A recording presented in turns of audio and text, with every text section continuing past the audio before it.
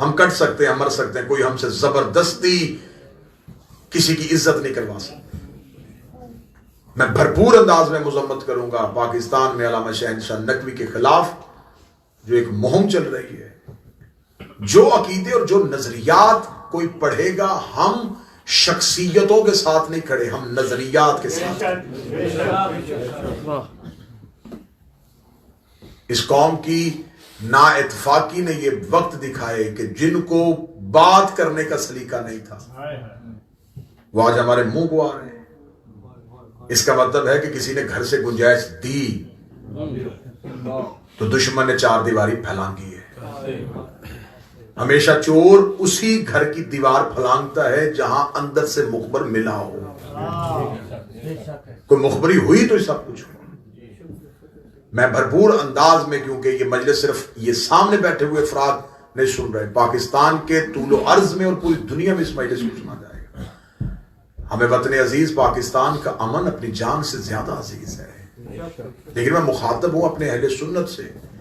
ایک عرصہ دراز سے ایک تکفیری ٹولہ اہل سنت کے جذبات کو ابھار کے اپنی من مرضی کے مقاصد حاصل کر رہا ہے۔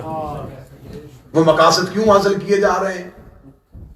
جان بوجھ کے کل تک تو یہ آپ کی جان کے دشمن تھے، جو آج آپ کے سگے بنے ہوئے ہیں۔ میرے اہل سنت بھائیوں، ذرا تھوڑا بیدار کر کے، کل تک تو یہ آپ کو مزاروں میں بم دھماکے کر رہے تھے، یہ آپ کو صلی اللہ علیہ کا یا رسول اللہ نہیں پڑھنے دے رہے تھے، یہ یا رسول اللہ مدد نہیں کہنے دے رہے تھے، یہ درود کے منکر تھے، یہ آپ کو کہتے تھے کہ کوئی اللہ کے علاوہ مدد نہیں کرتا۔ آج یہ آپ کے عقیدے کے سربراہ بن کے آپ کی سربراہی میں جو وطن عزیز میں ایک دہشت گردی کی لہر دوڑا رہے ہیں، یہ ایک سوچی سمجھی سازش ہے۔ میرے ملک نہیں، گرد و نواح کے خطوں میں تبدیلیاں ہو رہی ہیں۔ صحافی بیٹھے ہوئے ہیں، دانشور بیٹھے ہوئے ہیں۔ جب خطوں میں تبدیلیاں ہوں تو ملک کی خارجہ پالیسیاں تبدیل ہوتی ہیں، ٹھیک ہے، لیکن میں دبے ہوئے لفظوں میں بات کہہ دوں گا، ہم اربوں کی حکومت پاکستان میں نہیں آنے دیں گے۔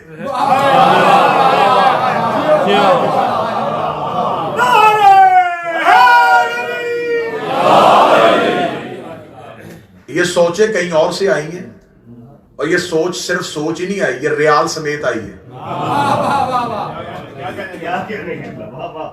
میں کہا صاحب ٹھیک ہے، یہ ریال سمیت سوچ آئی ہے۔ میرے ملک میں ایک نئی لہر کو ابھارا جا رہا ہے۔ بھئی اگر بہت زیادہ شوق ہے تو بیٹھو، بیٹھ کے ڈیبیٹ کرو۔ کس کی عزت کروانا چاہتے ہو؟ ہم سے نہیں ہوتی بنی امیہ کی عزت۔ اپنے بچوں کی آنکھوں میں دھول جھونک رہے ہو، تمہارے پرانے علماء کتابوں میں لکھ کے چلے گئے، جس کی نام پہ آج تم جلوس نکال رہے ہو وہ مولا علی کو ممبروں پہ گالیاں دیتا تھا۔ علی کی دفعہ تمہیں غیرت نہیں آئی، اب تمہیں غیرت کس بات کی آ رہی ہے؟ نہیں مانیں گے ہم اس بندے کو جو علی سے جنگ کرتا ہے۔ کتابوں کے چھت تک ڈھیر لگ جائیں گے۔ تمہاری کتابوں کی تو ابھی سیاہی خشک نہیں ہوئی جس میں لکھا ہوا ہے کہ یہ علی اور اولاد علی کے ساتھ کیا سلوک کرتا ہے۔ آج تم آہستہ آہستہ ان کی عزت، ان کی عزت، ان کی عزت، اب بنی امیہ کی عزت ہم سے کرواؤ گے؟ ہم سے بنی امیہ کی عزت نہیں ہوگی۔ قانون پاس کروانا چاہتے ہو، کون سے قانون پاس کروانا چاہتے ہو؟ پہلے اپنی کتابیں تو پڑھو۔ صحابہ کو نام ماننے سے نہیں بندہ کافر ہوگا، اسے سزائے موت ہوگی۔ ان صحابہ کا کیا کرو گے جو آپس میں ایک دوسرے کو نہیں مانتے تھے؟ اگر وہ سارے مانتے تو جنگیں کیوں ہوئی؟ میں نے پورے محرم میں یہ مضمون پڑھا، 80 ہزار بندہ ایک ایک جنگ میں قتل ہوا ہے۔ اب انہیں کیا کہنا ہے؟ شہید کہنا ہے یا قتل کہنا ہے؟ ایک مدینے سے نکال رہا ہے، ایک مدینے سے نکل رہا ہے، جو نکل رہا ہے وہ بھی صحابی ہے، جو نکال رہا ہے وہ بھی صحابی۔ خالد بن ولید مالک بن نویرہ کو قتل کر رہا ہے، جو قتل ہو رہا ہے وہ بھی صحابی، جو قتل کر رہا ہے وہ بھی صحابی۔ بعد میں کہتے ہیں جی وہ ان لوگوں کی بات ہی، ہم کون ہوتے ہیں؟ آپ کوئی نہیں ہوتے، ہم ہوتے ہیں۔ آپ سے کوئی نہیں ہو سکتی، ہم ہوتے ہیں۔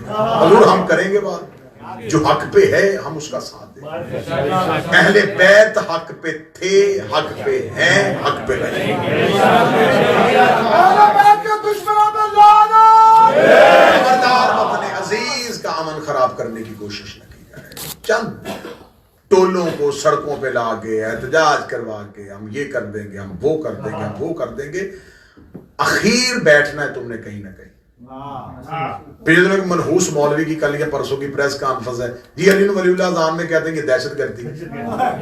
میں تمہیں علی ولی اللہ دعوت الشیرہ میں دکھاتا ہوں, تم مجھے صلاۃ و خیر من النوم دکھا. بھئی اذان میں اضافہ کس نے کیا ہے؟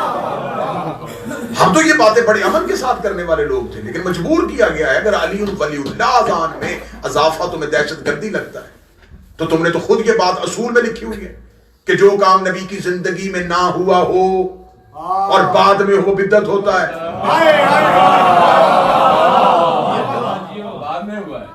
تو پھر ایک لمبی فہرست ہم نکالیں کہ کون کون سا کام نبی کے بعد ہوا. علمی میدان میں آ کے گفتگو کر لو, بیٹھ کے گفتگو کر لو, کسی بھی عدالت میں چلے جاؤ. ابھی تو وہ عدالتوں کے جج زندہ ہیں جہاں سے مبلغ اعظم علی ولی اللہ منوا کے آیا تھا. ہم لاوارث قوم نہیں ہے. ہاں ہوا ہے, غلطی ہوئی ہے. غلطی یہ ہو گئی ہے کہ گھر کی چار دیواری محفوظ نہیں رہی. ایک دوسرے کی گردنوں پہ, کیونکہ امن کے دن تھے, ہمیں باہر سے مارنے والا کوئی نہیں تھا.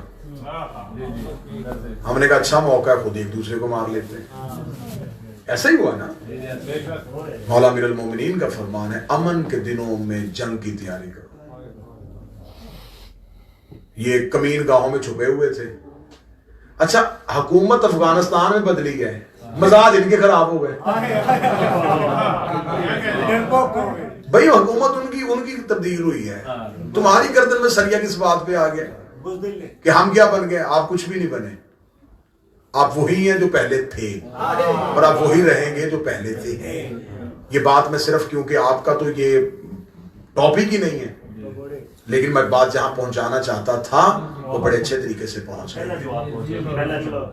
ہم کسی اپنے جس عالم دین نے عزاداری حسین کی بات کی ہو, وہ سید زادہ ہو, ہم اس کے خلاف کسی قسم کا لفظ برداشت نہیں کریں گے. علماء میں, خطبہ میں, ذاکرین میں, ماتمیوں میں ہمارے اندرونی اختلافات, ہمارے ہلکے ہلکے نظریات کے اختلاف ہیں, ہمارے عقائد کے اختلاف ہو سکتے ہیں, لیکن ہمارے مذہبی اختلافات نہیں ہیں. ہم یہ نہیں کر سکتے کہ ہم کسی اپنے ذاتی اختلاف کی بنیاد پہ اگر کوئی بندہ بنی امیہ کی مذمت کرے تو ہم اس شخص کی حمایت نہ کرتے ہوئے بھی بنی امیہ کی مذمت نہ کرنے والوں میں سے ہو جائے. ایسا نہیں ہوتا.